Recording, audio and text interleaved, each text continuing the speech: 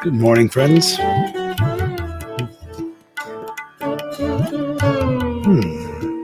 Thanks for joining here this morning with Journey Home Meditation for the morning sit. We're going to be sharing some space, doing a little breathing together, some contemplating ideas, feelings, and maybe we'll read some poems and do a little meditation practice. And I'm Michael, and I'm happy to be here.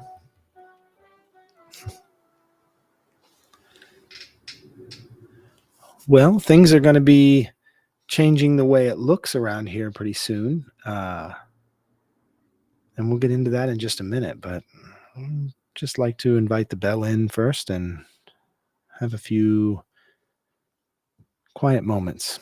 Take some breaths to bring our awareness inward. Breathing in.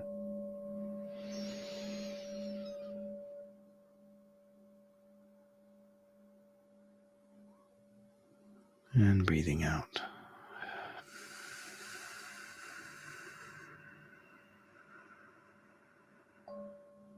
Breathing in.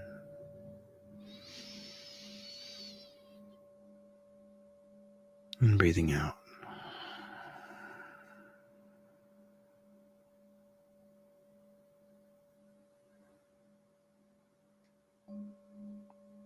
Breathing in.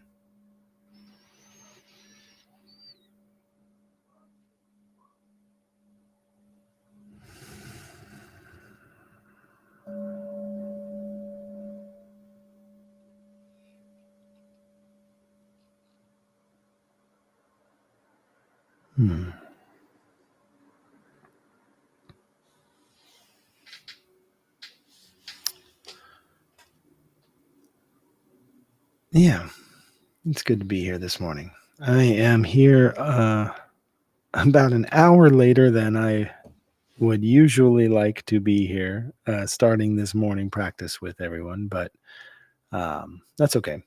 I have been working pretty long days this week trying to prepare the space for the open house that Journey Home is having.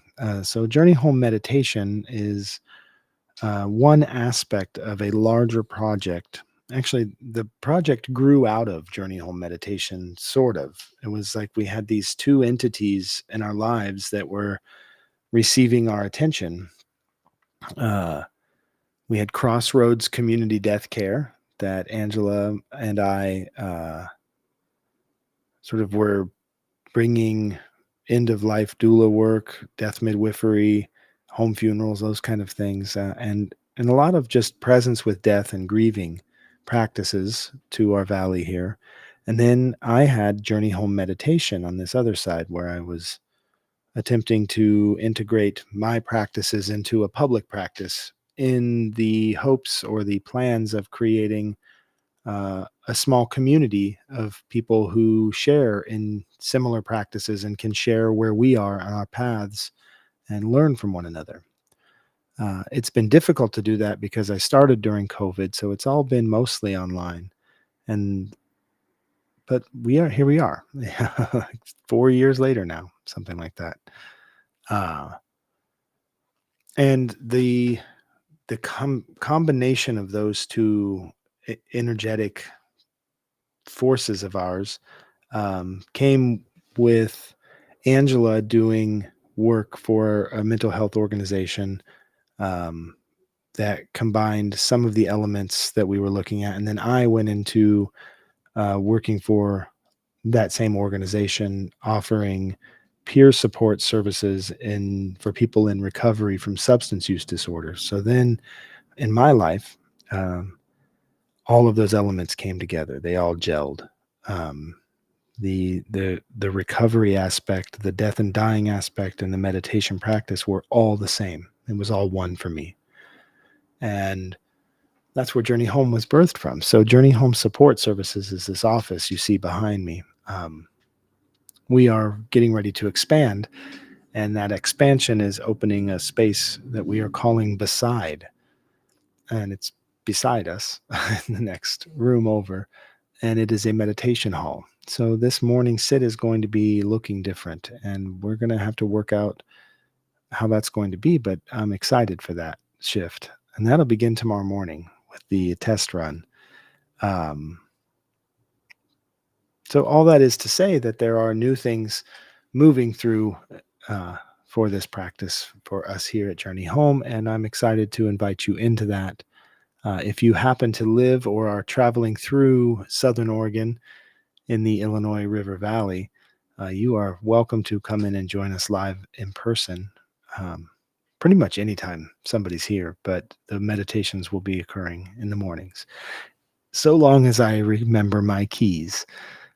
This is the reason we started later. I absentmindedly did not replace the keys where they are supposed to live and took them home in my pants pocket, and then uh, put on different pants today and came to work. This is the greatest argument for only having one pair of pants and wearing them every day. uh, but it's okay. Here we are. And I got to drive by um, a few sort of markers in my morning that reminded me of what it is I think that my attention wants to go towards in our contemplative practice this morning. I spoke the other day about having my first morning glance at the cherry blossoms outside of my tree, outside of my window, on the tree. It's not my tree. It's not even my window. It's just a window that I live on one side of and the world lives on the other. Uh, so it's not really mine. But through this window, I was able to gaze upon the cherry tree in the yard that I just had recognized the cherry blossoms were coming into full effect. And they were starting to bloom and open just a bit. And it was a stark moment of realization, like, wow, it just felt like it happened in a moment. You know, a moment ago it was snow and cold and winter, and then in a moment, in just a few breaths, a few conscious breaths, and all of a sudden there it is. It's spring. The sun is rising earlier, and the cherry blossoms are responding to that call as the sun is more present in the sky. They start to be coaxed out. So it made me think about when we return our awareness to something, it may not be the same that it was before. And we may have this long held conception of what that thing is, right? Our perception at the time may have given us a certain idea about something. And then we bring our awareness to it after some time has passed and it's different. Because I looked out this morning and I saw that the blossoms were doubled in size at least, fully filling the ends of the branches in these bright white satellites. You know, it was like they were reflecting any light that it could grab from the world. It was being grabbed by those bright white cherry blossoms and shooting back out. It was almost like the tree was glowing. And I thought, well, that's different. It was just 2 days ago that they were just coming on. And I thought it was magnificent enough then, but this is quite a show, quite a display. And I thought about it for a bit. I sat on it. I meditated on it like, wow. And I see the same with my children who are no longer children. Um, they're grown, and there's moments where it feels like I'm picking them up onto my shoulders one moment, and then the next they're picking me up at the airport. you know, uh, and it's not that I have necessarily an attachment to that small being that I picked up and put on my shoulders that I don't want to be with this person in front of me, but it is a reminder that if I live in that nostalgia, wishing that something were, or live in that belief, wishing that something were not. If I hold on to that too much, when I come back to it, I don't allow for it to be what it is. Right? I live in a level of disbelief, and that includes my internal landscape. I may not be in the same place that I was last time I visited that level of awareness. I was aware of something a few days ago, and then now I bring my awareness back thinking, okay, we're going to work on this, and it's shifted. There's been a shift. Something that might be stressful or fearful, something that incites fear, uh, with the allowance for things to be dynamic, and with the understanding that everything is temporary. When we revisit with our awareness something that we believe is one thing, it may very well look very different, mostly because we are very different, but also because we are not the center of the universe. The universe is at the center of us, right? I hope that makes sense. What I'm communicating is that we live, all of us, everything, as an expression of spirit. That's it. So we get so tempted to look back with nostalgia and talk about with deep sadness how it's not like it used to be. And there's grief there. And grief, the response to grief is grieving. We grieve together. We come together and we hold that space, not to be talked out of our feelings, but to be witnessed having them. And I think it's really important to remember again the difference between event and a practice. When I find myself practicing, I'm repeating something over and over. I've been learning some Counting Crows songs on guitar and singing terribly. I'm positive of this, and there's no amount of "no, you sound fine" that's going to convince me. But I don't care that I'm singing terribly. It doesn't bother me because I love these songs and I love the way the songs make me feel. And I'm not performing. It's like yesterday's poem from Marie Sharon. I did not bloom to be seen. I bloomed because it was time. So I practice these songs not to be heard, but because it's time. But in practicing them, I'm doing the same thing over and over again. And each time I'm getting a little bit more, um, I want to say affluent, but I don't know if that's the right use of that word in this context. Um, I'm flowing more and I have a richness. Each time I get a little bit more agency and I feel more at ease with the song. So in that comfort, I'm able to relax and really express and emote more. And so I'm getting better at it because I practice with repetition. Now, when it comes to venting our frustrations, right? We have to remember that event releases. And if we are repeating the same story over and over again, we are not actually feeling release. We're practicing.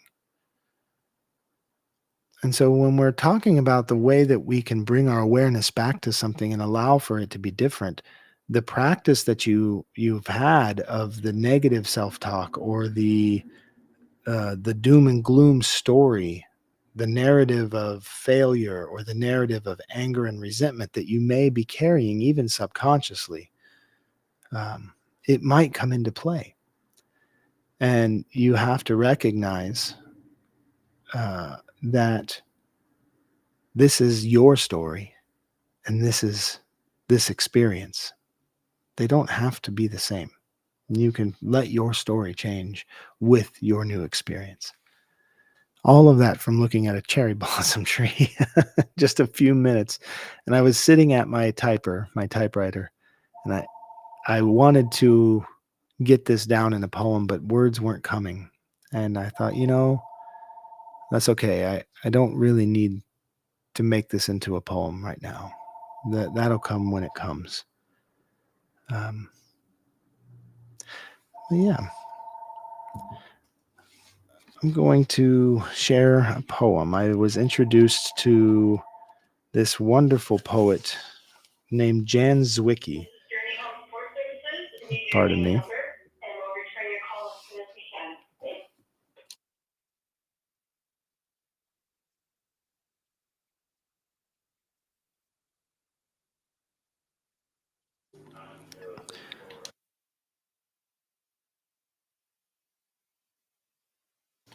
Okay. Sorry, I had to mute there because I didn't realize that my office answering machine was set on speaker mode and I could not let anyone else hear a message that somebody was leaving. One of those mornings. But I sat there at the typewriter and I just had a feeling, but I wasn't placing words to it yet. And I thought, it's okay. I'm gonna stand up and I'm gonna move my body, and words will come. And then I picked up this book that I sought out by Jan Zwicky after being recommended by my friend Dot um, to read Jan Zwicky. So I was able to find this book, Robinson's Crossing by Jan Zwicky, Janzwicky. And I found this poem when I got to the office today, an hour later than I planned. It's called Music's Breath. Sorrow, I raise my hands to you. So little we understand. I was idling there among the carved woods and the scented boxes, and I know that it was love saw me. But when it spoke, it was your voice that said my name.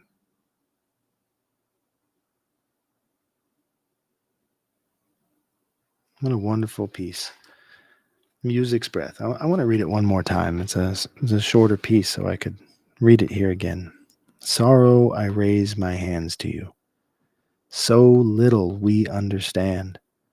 I was idling there among the carved woods and the scented boxes, and I know that it was love saw me. But when it spoke, it was your voice that said my name. Hmm.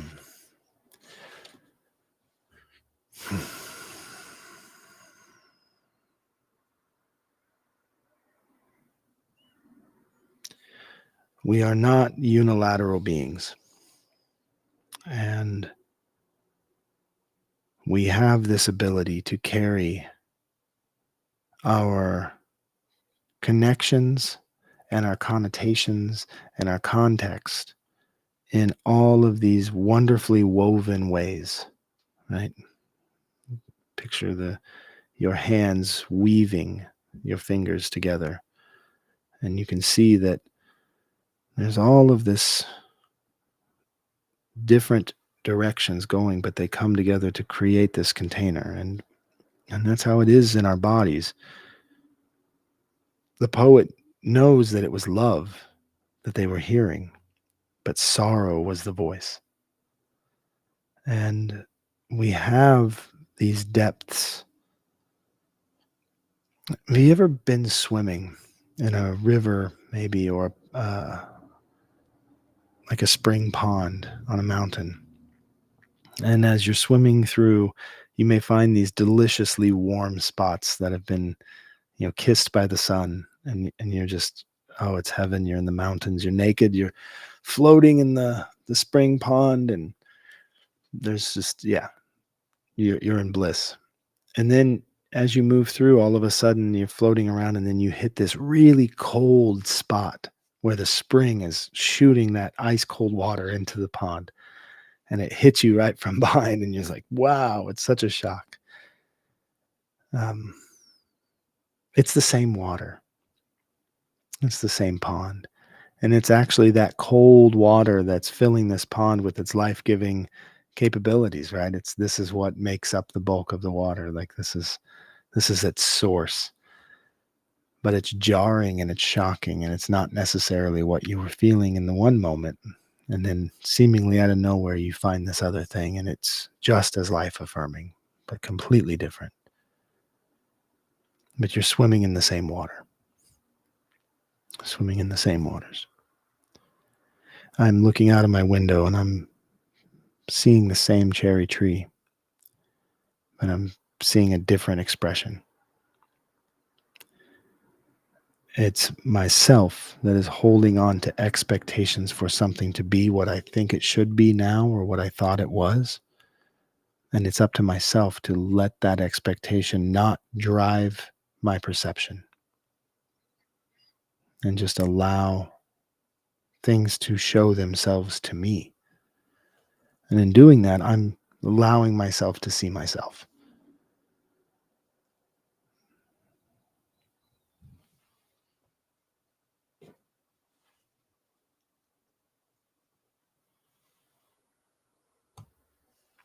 Let's place our feet flat to the floor if you're seated as I am, or have your legs crossed in any number of positions. The practice right now is moving into our meditation posture.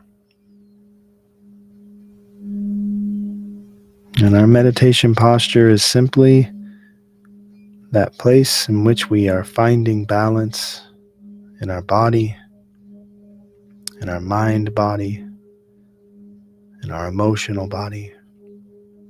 And we're inviting in awareness of spirit with each breath. Lengthening the spine, bringing the shoulders together just slightly in the back.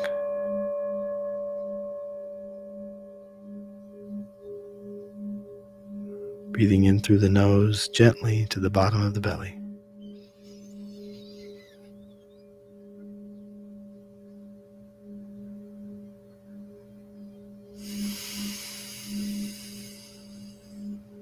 And release.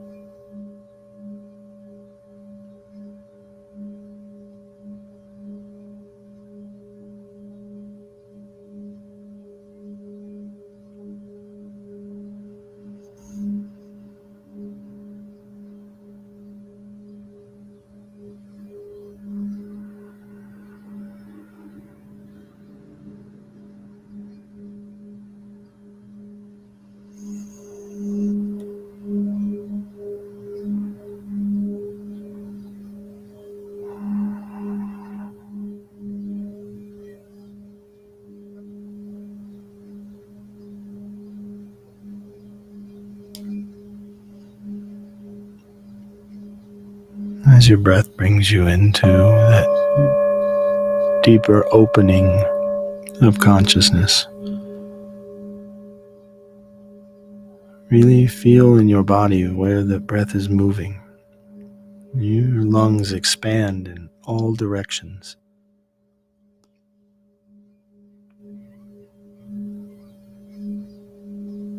Feel what the breath is in the middle of your back.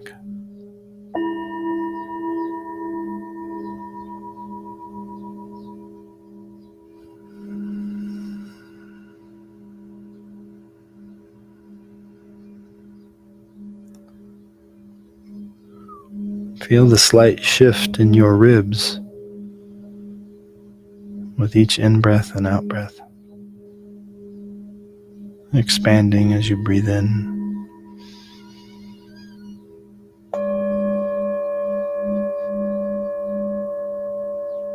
and contracting as you release.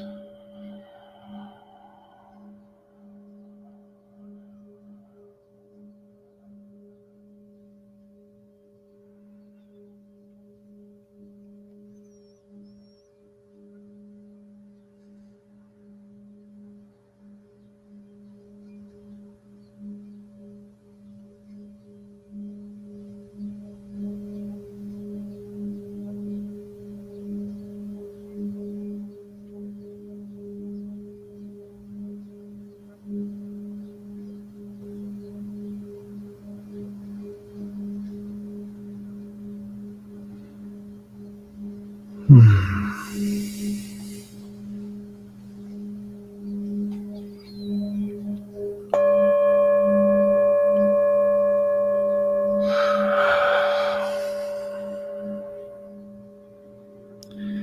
are places there that we can go through, we can get into.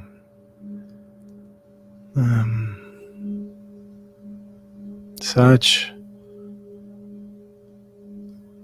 invitation, such welcoming. I spent a lot of my life not feeling welcomed by my body, and that my body was not being welcomed by my thoughts. And I think that that's not uncommon. The more I talk to people, the more I hear how in a world that's sort of functioning on superficialities, right? The surface level of existence, not speaking about this pejoratively or diminishingly. But when that is the level to which we exist, we become kind of stuck in our perceptions just right here in our head. And when we're prescribed what is pleasurable, what is desirable, what is a sign of health, what is a sign of proper aging, all of these things,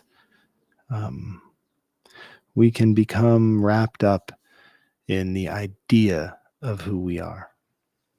And then we formulate those beliefs very young. And it takes some willingness to go into that, to let that go. You have to have will in some level, but you don't have to be a hero, because it really is like pouring a cup of tea, you know. I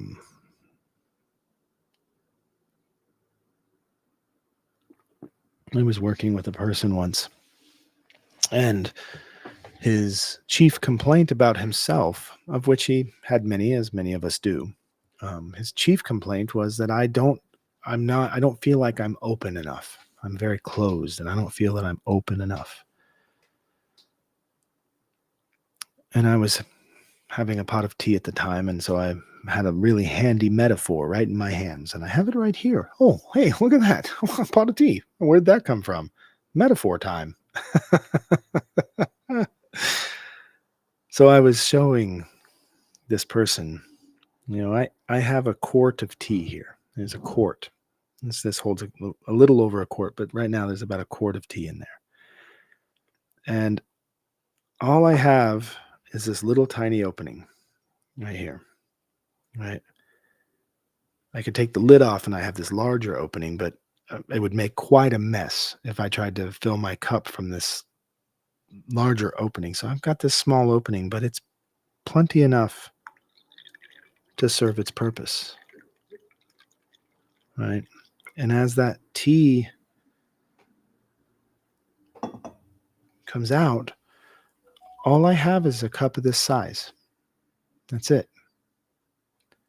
So if I opened the large opening, it would overwhelm my ability, my capacity to carry what I'm letting out right now.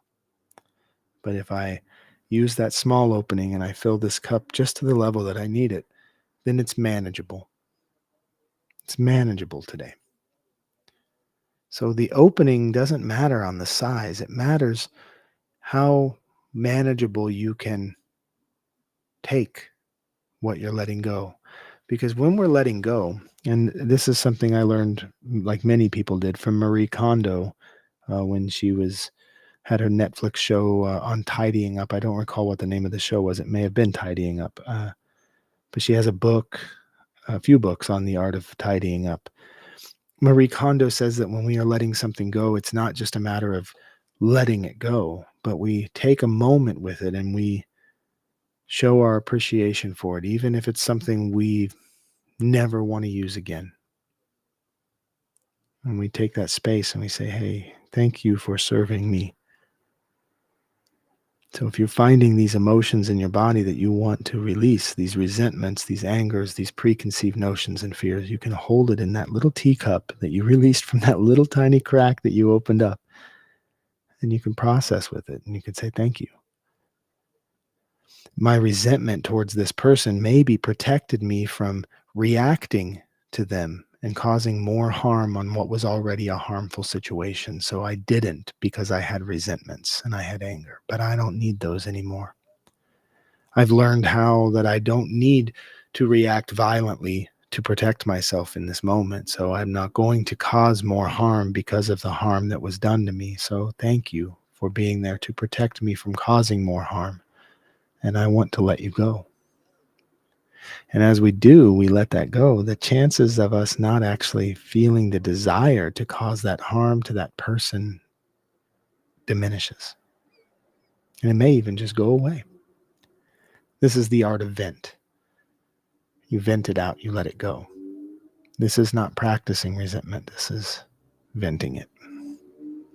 And this is how we change our perception from day to day based on our awareness. It's really simple stuff, really. It's not easy. It's really simple work. So with that, it's almost 10 a.m. I do have commitments and things that I would like to be putting my energy towards today outside of this commitment and obligation. So thank you for being here this morning.